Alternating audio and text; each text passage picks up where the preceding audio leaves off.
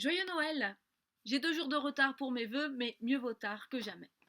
J'espère donc que vous avez bien fêté, que vous vous êtes réjouis en famille, que vous avez chanté de beaux chants et que, bien évidemment, vous avez participé à la veillée et au culte de Noël. Et j'espère que vous n'avez pas encore décroché vos décorations de Noël.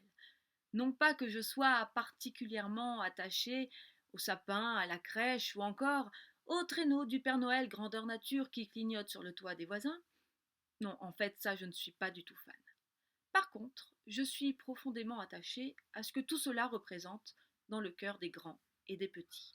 La joie, la fête, le partage. Et en tant que pasteur, j'avoue avoir un petit faible pour ce que représente la naissance de Jésus, pour moi, pour nous. Pour moi, cette naissance, c'est la lumière qui jaillit des ténèbres, qui nous enveloppe, qui nous fait garder espoir, qui nous ouvre à l'espérance. Les chrétiens ont choisi le jour le plus court de l'année, là où la nuit est la plus longue.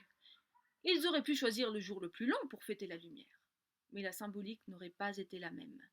Mettre de la lumière là où il y a déjà de la lumière, quel intérêt?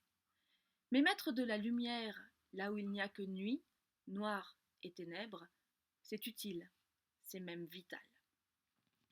Mais bien souvent, cette lumière a tendance à s'estomper le 1er janvier passé. Et il nous faut attendre de nouveau toute une année pour revivre cette ambiance, cette joie. Pourtant, Dieu ne nous prête pas son Fils une petite dizaine de jours dans l'année, non. Il nous l'a donné pour que par lui nous vivions tous les jours, de toute notre vie et ce de génération en génération. Alors ce que je vous souhaite aujourd'hui, c'est de prolonger le plus longtemps possible la fête de Noël.